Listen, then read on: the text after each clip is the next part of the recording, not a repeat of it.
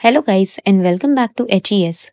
Movie की starting में Eric नाम के एक लड़के का बचपन दिखाते हैं जो सपना देखता है जहां उसका घोड़ा एक फेंस में फंसकर इंजर्ड हो गया था। जब घोड़ा दर्द में था तो कौवे उस पर हमला करने लगे और एरिक उसे नहीं बचा पाया। ये उसके बचपन की एक डरावनी याद है। फिर सीन शैली की तरफ शिफ्ट होता है जो मास्टर विंसेंट के आदमियों से बचने की कोशिश कर रही है। उसका दोस्त उसे खतरा होने की चेतावनी देता है। शैली डर जाती है जब उसे पता चलता है कि मास्टर विंसेंट के आदमी उसके पीछे हैं। छुपने के लिए वो अपने दोस्त के घर जाती है पर वहाँ पहले से ही मास्टर विंसेंट के लोग मौजूद थे। डर के मारे वो भाग जाती है और रोड पर चलती है बिना ये जाने कि कोई उसका पीछा कर रहा है। जब उसे खतरे का एहसास होता है तो वो तेज चलने लगती है पर तभी पुलिस से टकरा जाती है। उसका हैंडबैग गिर जाता है जिसमें ड्रग्स होते हैं। पुलिस उसे गिरफ्तार कर लेती है और वो विंसेंट के आदमियों से बच जाती है। जेल में शैली की मुलाकात एरिक से होती है जो ड्रग रिलेटेड चार्जेस के लिए अरेस्ट हुआ था। दूसरी तरफ दिखाते हैं कि मास्टर विंसेंट ने शैली के दोस्त को पकड़ लिया है और उससे शैली का एड्रेस पूछते हैं पर उसे कुछ नहीं पता होता क्योंकि शैली को उसके घर पर पहुंचने से पहले ही अरेस्ट कर लिया गया था। वो लड़की उसे कहती है कि मुझे जाने दो, मैं कुछ नहीं जानती। गुस्से में विंसेंट उसके कान के पास एक मंत्र बोलता है जिससे वो लड़की अजीब बिहेव करने लगती है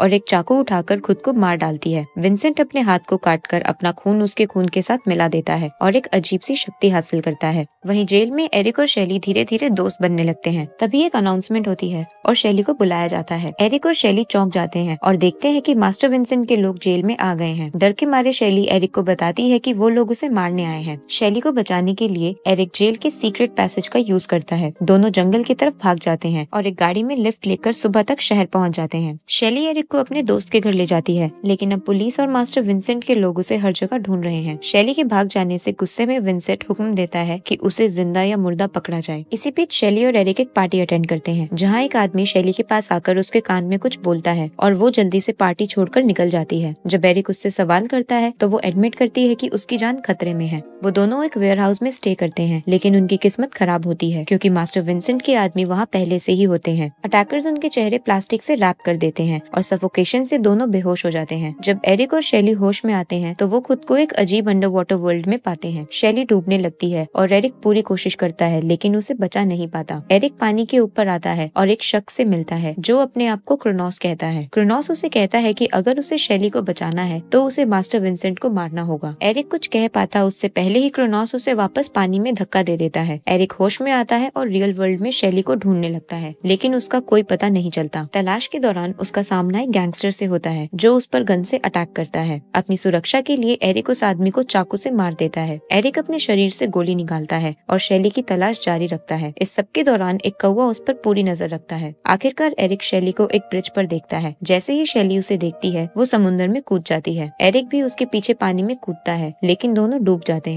जब एरिक फिर से अपनी आंखें खोलता है तो वो एक बार फिर से क्रोनोस के सामने होता है। क्रोनोस उसे डांटते हुए कहता है तुमने अपना उद्देश्य पूरा नहीं किया। क्रोनोस एरिक को उसके मिशन की याद दिलाता है कि उसे मास्टर विंसेंट को मारना है और फिर से उसे पानी में धक्का दे देता है। एरिक रियल वर्ल्ड में होश में आता है और अपना उद्देश्य पूरा करने के लिए तैयार हो जाता है। वो अपने एक दोस्त के घर जाता है, वहाँ से एक गन लेता है और विंसेंट को ढूंढने निकल पड़ता है। एक लीड मिलने पर वो एक क्लिप को फॉलो करता है जो विंसेंट के नेटवर्क से जुड़ी होती है और आखिरकार विंसेंट के घर पहुँचता है। वहाँ तलाशी करते वक्त एरिक को शैली का आई कार्ड और उसका कुछ और सामान मिलता है जो उसकी हिम्मत और बढ़ा देता है। घर के बाहर एरिक विंसेंट के ड्राइवर को गन पॉइंट पर लेता है और विंसेंट का पता पूछता है लेकिन ड्राइवर अचानक अपने आप को गोली मार लेता है। एरिक बिना घबराए ड्राइवर का फोन चेक करता है और विंसेंट के असिस्टेंट के कई मैसेजेस मिलते हैं जो विंसेंट तक पहुंचने के लिए एक जरूरी क्लू देते हैं। जब एरिक ड्राइवर के मैसेजेस पढ़ रहा था उसने देखा कि मास्टर विंसेंट और उसका असिस्टेंट एक पास की गाड़ी में बैठे हैं। बिना टाइम बर्बाद किए एरिक उनका रास्ता रोकता है और गाड़ी पर फायर कर देता है। विंसेंट के ऑर्डर पर ड्राइवर एरिक को हटाने की कोशिश करता है लेकिन एरिक गाड़ी की खिड़की तोड़कर अंदर घुस जाता है। इस अफरा तफरी में विंसेंट एरिक पर गोली चलाता है लेकिन गलती से अपने ही ड्राइवर को मार देता है। इसके बाद एरिक और मास्टर विंसेंट के बीच लड़ाई होती है जिसमें एरिक उसे खत्म करने की पूरी कोशिश करता है। विंसेंट अपनी चालाकी से एरिक को कार से बाहर धक्का देकर रोड पर गिरा देता है और एक ट्रक एरिक को जोर से टक्कर मार देता है और वो बुरी तरह से घायल हो जाता है। इसी बीच विंसेंट अपने असिस्टेंट को कार में छोड़कर एक औरत के घर जाता है जो शैली की माँ होती है। विंसेंट उस औरत से शैली और एरिक के रिलेशन के बारे में पूछता है जिस पर उसकी माँ कहती है कि मैं एरिक को नहीं जानती। विंसेंट कहता है कि एरिक के मुझे मारने की कोशिश इस बात का सबूत है कि दोनों के बीच कोई कनेक्शन है। वो औरत चुपचाप विंसेंट की बात सुनती है और दोबारा कहती है कि मैं एरिक और शैली के बारे में कुछ नहीं जानती। विंसेंट जाते हुए उसके कान में भी एक मंत्र बोलता है, जिसकी वजह से वो अपने आप पर काबू खो देती है और एक स्टैचू की तरह फ्रीज हो जाती है और विंसेंट के जाने के बाद अपने रूम की विंडो से कूदकर अपनी जान दे देती है। इसी बीच एरिक एक डिटेक्टिव से मिलता है जो शैली का दोस्त होता है। जब एरिक उसे शैली के बारे में पूछता है तो डिटेक्टिव ये एडमिट करता है कि उसने शैली को कई दिनों से नहीं देखा और ये कहता है कि शैली एक अच्छी लड़की थी जिसकी कोई दुश्मनी नहीं थी। अब एरिक क्लूज ढूंढने के लिए उसी घर जाता है जहाँ वो शैली के साथ रुका था। तलाशी करते वक्त उसे शैली का फोन मिलता है जिसमें एक डिस्टर्बिंग वीडियो होती है जिसमें मास्टर विंसेंट शैली के कान के पास मंत्र बोल रहा होता है, जिससे पता चलता है कि शैली भी पोजेशन का शिकार हो चुकी है। वीडियो में एरिक को पता चलता है कि शैली मास्टर विंसेंट के पूरे कंट्रोल में थी, जो उसकी मौत का कारण बनी। वीडियो ने विंसेंट के काले काम का पर्दाफाश किया। उसने शैतान के साथ एक पैक्ट किया था जिसमें वो मासूम लोगों की जान लेकर उनकी आत्मा को नरक भेजता था और उनकी शक्तियाँ अपने पास ले लेता था।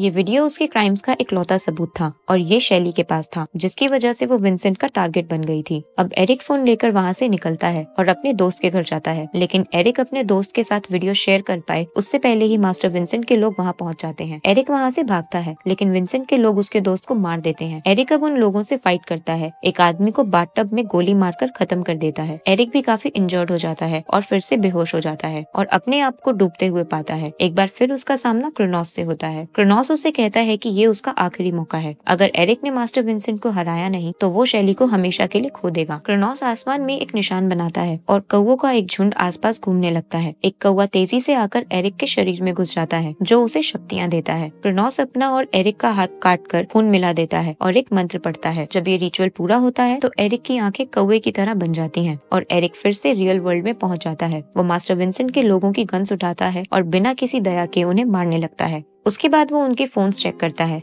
और विंसेंट के असिस्टेंट के मैसेजेस ढूंढता है जो उसे नई क्लूज देते हैं। एरिक असिस्टेंट का मैसेज देखकर अपनी आंखों पर काला पेंट लगाता है और तलवार लेकर एक सिनेमा की तरफ निकल पड़ता है। वहाँ जाके वो सिनेमा के गार्ड्स को मार डालता है, जिससे विंसेंट के लोगों को एरिक के आने का पता चलता है। असिस्टेंट समझ जाती है कि सिचुएशन बहुत खतरनाक हो गई है और वो विंसेंट को अलर्ट करती है। इसी बीच असिस्टेंट के कमरे के बाहर एरिक का सामना उसके बॉडीगार्ड से होता है। बॉडीगार्ड एरिक पर गोली चलाता है, लेकिन उसकी पावर्स की वजह से गोली का उस पर कोई असर नहीं होता। अब एरिक बॉडीगार्ड को मार देता है और असिस्टेंट के कमरे में घुस जाता है और उससे पूछता है कि मास्टर विंसेंट कहाँ है। वो उसे बताने से इनकार करती है, जिस वजह से एरिक गुस्से में आकर उसे अपनी तलवार से मार डालता है। फिर एरिक विंसेंट के घर जाता है, जहाँ वो आराम से बैठा होता है। एरिक उसके सामने आता है और तलवार विंसेंट के गले पर रखता है। विंसेंट एरिक से पूछता है कि वो कौन है, लेकिन एरिक ये जानना चाहता है कि विंसेंट ने शैली को क्यों मारा। जब विंसेंट को लगता है कि वो अपना कंट्रोल खो रहा है तो वो एरिक को डिस्ट्रैक्ट करता है और उसे मिरर में कौवे दिखाता है। ये देखकर एरिक डिस्ट्रैक्ट हो जाता है और तभी विंसेंट उसके कान में एक मंत्र पढ़ता है और उसकी कमर पर नाइफ से अटैक करता है। फिर विंसेंट एरिक का खून जो अब काला हो गया है अपनी शक्ति बढ़ाने के लिए यूज करता है। अब एरिक कमजोर हो चुका था। वो अपने दर्द भरे पास्ट को याद करता है और वो यादें उसे लड़ने की ताकत देती है। एक आखिरी बार वो अपनी पूरी ताकत से विंसेंट पर अटैक करता है और उसे विंडो से बाहर फेंक देता है। अब अचानक एरिक अपने आप को एक नई जगह पाता है जहाँ विंसेंट भी अभी जिंदा था। एरिक उस पर बार बार अटैक करता है जब तक विंसेंट की मौत नहीं हो जाती। आखिरकार वो विंसेंट को पानी में डुबाकर उसे मार डालता है। जब विंसेंट मर जाता है तो शैली पानी से निकलती है। एरिक और शैली एक दूसरे के गले लगते हैं। अब एरिक शैली को कहता है कि उसे जाना होगा। शैली उसकी बात नहीं समझ पाती और अचानक पानी में गिर जाती है और रियल वर्ल्ड में उसकी आंख उसी स्पॉट पर खुलती है जहां उसे मारा गया था और वो देखती है कि एरिक मर गया है। ये देखकर शैली बहुत रोने लगती है। यहाँ हमें पता चलता है कि एरिक ने शैली को बचाने के लिए अपनी जान सैक्रिफाइस की और दूसरी तरफ एरिक को दिखाते हैं जो दूसरी दुनिया में शैली के बारे में सोच रहा होता है और उम्मीद करता है कि वो उससे फिर जरूर मिलेगा। और इसी के साथ मूवी यहीं एंड हो जाती है। अगर आपको हमारी वीडियो पसंद आई तो उसे लाइक जरूर करें और ऐसे ही अमेजिंग मूवीज के एक्सप्लेनेशन के लिए हमारे चैनल को सब्सक्राइब करें। Thanks for watching.